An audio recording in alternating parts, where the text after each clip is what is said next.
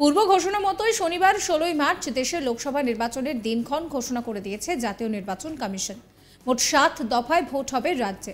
পশ্চিমবঙ্গ ছাড়াও উত্তরপ্রদেশ ও বিহারে 7 দফায় ভোট করানোর নির্ঘণ্ট জারি করেছে দেশের মুখ্য নির্বাচনী আধিকারিক রাজীব কুমার। ভোটকে অবাধ ও শান্তিপূর্ণ করতে সব রকমের উদ্যোগ নেবে ইলেকশন কমিশন, সেই দাবি করা হয়েছে নির্বাচন কমিশনের তরফে। ভোট নিয়ে প্রতিক্রিয়া দিয়েছে কম বেশি সমস্ত রাজনৈতিক দল। এ বিষয়ে আইএসএফ এর বিধায়ক নওশাদ সিদ্দিকী বলেন, আসন্ন লোকসভা ভোটকে শান্তিপূর্ণ করতে অনেক উদ্যোগ নিয়েছে নির্বাচন কমিশন, এটা ভালো লাগছে, কিন্তু বেশিরভাগ সময়ে নির্বাচনী পর্যবেক্ষকদের ফোন নট রিচেবল থাকে। তবে ভাইজানের কথায় কত দফায় ভোট হচ্ছে, কত কোম্পানি কেন্দ্রীয় বাহিনী মোতায়েন করা হলো, এই সমস্ত বড় কথা নয়। সবচেয়ে উল্লেখযোগ্য হলো ভোটটা নির্বিঘ্নে হলো কিনা। ভোটটা যাতে নির্বিঘ্নে দিতে পারেন সেটা সুনিশ্চিত করার দাবি জানিয়েছেন ভাঙড়ের আইএসএফ বিধায়ক নওশাদ সিদ্দিকী।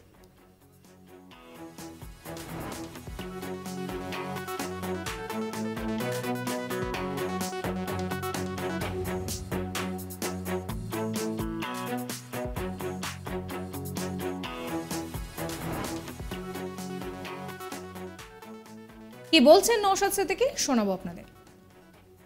ইসিআই এর আজকে চিপের মুখ থেকে অনেক কথা শুনলাম, ভোটারদের উদ্দেশ্যে, পলিটিক্যাল পার্টিগুলোর উদ্দেশ্যে, অফিসিয়াল যারা থাকবেন তাদের উদ্দেশ্যে এবং নিরাপত্তার দায়িত্বে যারা থাকবেন তাদের উদ্দেশ্যে।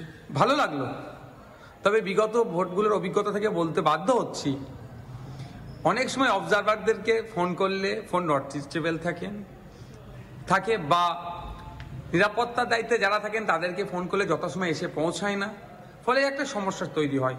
কিন্তু এবারে যেভাবে দেখলাম, বক্তব্য দিলেন বা যেগুলো শুনতে পেলাম, ভালো লাগলো যে ভারতবর্ষের গণতন্ত্রের সবথেকে বৃহৎ উৎসব, দেশ পরিচালনার দায়িত্ব কাদের হাতে থাকবে, জনগণ কাদের হাতে তুলে দিচ্ছে, এত বড় একটা নির্বাচন যাতে শান্তিপূর্ণ নির্বিঘ্নে হয় তার ব্যবস্থা, তার সুনিশ্চিত করবেন ইসিআই।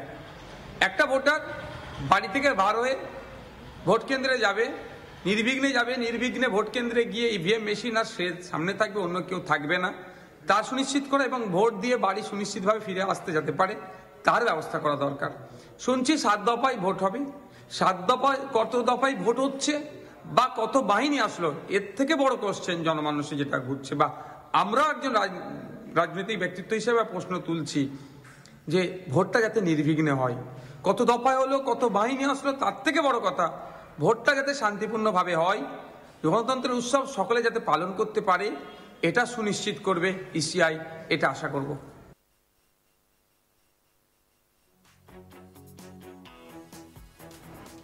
পশ্চিমবঙ্গ সহ বিভিন্ন রাজ্যে সুষ্ঠুভাবে ভোট করাতে কেন্দ্রীয় বাহিনী মোতায়েন করা শুরু হয়ে গিয়েছে। লোকসভা ভোট নিয়ে সাংবাদিক সম্মেলনে কলকাতায় দেশের প্রধান নির্বাচন কমিশনার রাজীব কুমার জানিয়েছিলেন যে শান্তিপূর্ণ ভোটের জন্য আমরা দুদিনের বিস্তারিত আলোচনায় একটি বিষয়ে স্পষ্ট হয়ে গিয়েছে যে এসপিডিএম, পুলিশ অফিসিয়াল, রাজ্য প্রশাসন শান্তিপূর্ণ ভোটের জন্য প্রাথমিকভাবে দায়িত্বপ্রাপ্ত থাকবে। আমরা জানিয়ে দিয়েছি শান্তিপূর্ণ ভোটের জন্য যাবতীয় ব্যবস্থা আপনাদেরকেই করতে হবে। নিচু স্তরের অফিসারদেরও এই বার্তা দিয়ে দিতে হবে তাঁদেরকেই। কোনোভাবে যদি সমস্যা হয় তাহলে আমরা বিষয়টা দেখব যে কি করা যায়। কিছু অপ্রীতিকর ঘটনা ঘটলে জেলা প্রশাসন সমাধান করবে, যথাযথ ব্যবস্থা নেবে। যদি জেলা প্রশাসন না পারে আমরা করিয়ে নেব।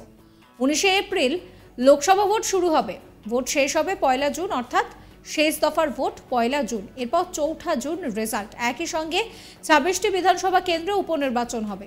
লোকসভা ভোটের সঙ্গেই ওই উপনির্বাচনগুলি হবে। সিকিমে 2 জুন, ওড়িশায় 24 জুন, অরুণাচল প্রদেশে 2 জুন, অন্ধ্রপ্রদেশে 11 জুন বিধানসভা নির্বাচন রয়েছে। 7 দফায় দেশে লোকসভা নির্বাচন হবে।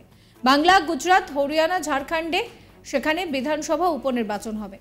মুখ্য নির্বাচনী অফিসার রাজীব কুমার জানান যে রাজনৈতিক নেতাদের পরামর্শ, নির্বাচনের প্রচারের সময় কথায় সজাগ থাকুন, কুকথা বন্ধ করুন, মুখে কথা বলার সময় খেয়াল রাখুন, কোনোরকম কোনো ব্যক্তিগত আক্রমণ করা যাবে না, প্রচারে কোনো শিশুকে ব্যবহার করা যাবে না। এই পুরো বিষয়টা নিয়ে নওশাদ সিদ্দিকী কি প্রতিক্রিয়া দিয়েছেন আপনাদের আরো একবার শোনাবো।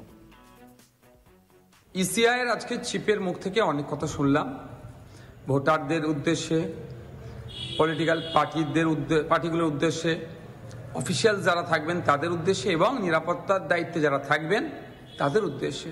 ভালো লাগলো। সাবস্ক্রাইব করবেন আজ তাক বাংলার ইউটিউব চ্যানেলকে, ফলো করবেন হোয়াটসঅ্যাপ চ্যানেল।